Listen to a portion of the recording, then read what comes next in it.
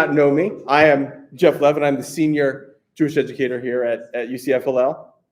And I'll typically use this time in the middle of the service to talk about the week's portion or anything else major that might be happening in the Jewish world, which has not been a quiet time.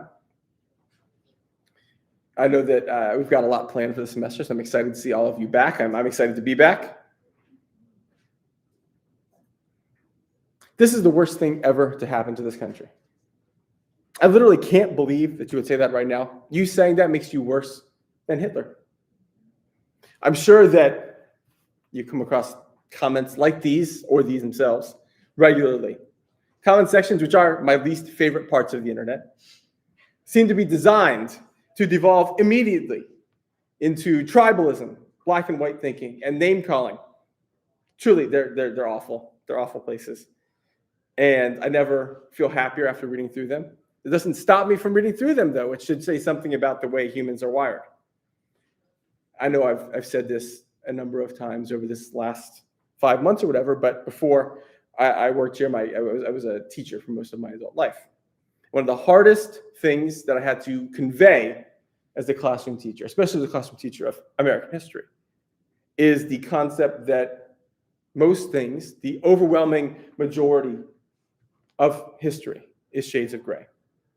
People, with very few exceptions, are neither all benevolent nor entirely evil. So-called good people do bad things, and bad people may have some redeeming qualities in certain circumstances. It's important that we are able to hold all of these things together at the same time. There's not one of us in here that is not some mixture of positive qualities and negative qualities. If we were all one or the other, that wouldn't be all that interesting. I say this because we have reached a part of the Torah that I sometimes struggle with. This is the second Parashah of the book of Shemot, the second Parashah of Exodus. It is the 3 or 4 chapters during which Adonai brings down the first 7 plagues on Egypt. Moses and Aaron, who by this point are both in their 80s, are sent by Adonai to intercede with Pharaoh on behalf of the Israelites. And I'm sure you know the rest of the story. Pharaoh refuses, then something bad happens. Then he says, okay, you can go. Then he says, just kidding, you can't go. And this is where I want us to struggle a little bit with the story. Sometimes when I'm writing these, it takes me, I'm writing them until very late before the service. This one came to me fully formed on, I think, Sunday or Monday. No one is arguing, or should argue, that the Israelites were more than justified in wanting freedom. Desiring freedom from enslavement, desiring freedom from oppression is reasonable. It's reasonable to want that at all costs. But we're reading this from a perspective where we have a little bit of hindsight. There are a number of the 10 Commandments that involve suffering, not just of Pharaoh. No one's coming around to say Pharaoh should not have suffered. He was bad, and he was fickle. But a lot of this affected a lot of people. One might reasonably presume that not all the Egyptians whose cattle were killed in Exodus 9:6 had a direct hand in oppressing the Israelites.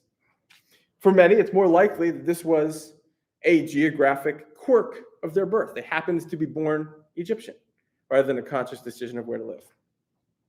But Jeff, you might be thinking, probably are thinking, I see it in your faces. Didn't all the Egyptians, whether they were rich and powerful or not, benefit from the slavery of the Israelites? And couldn't you argue then that this was all warranted of everybody? You could argue that. You could, in fact, argue that. Many people have argued that.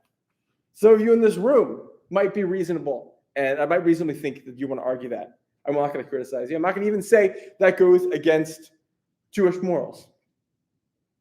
For the Israelites to be free, which I want us to recall, is because Adonai continued to harden Pharaoh's heart, by the way. Let's make sure that we're aware of what happened. This is what needed to occur. That there needed to be these plagues. That's the way the story unfolds.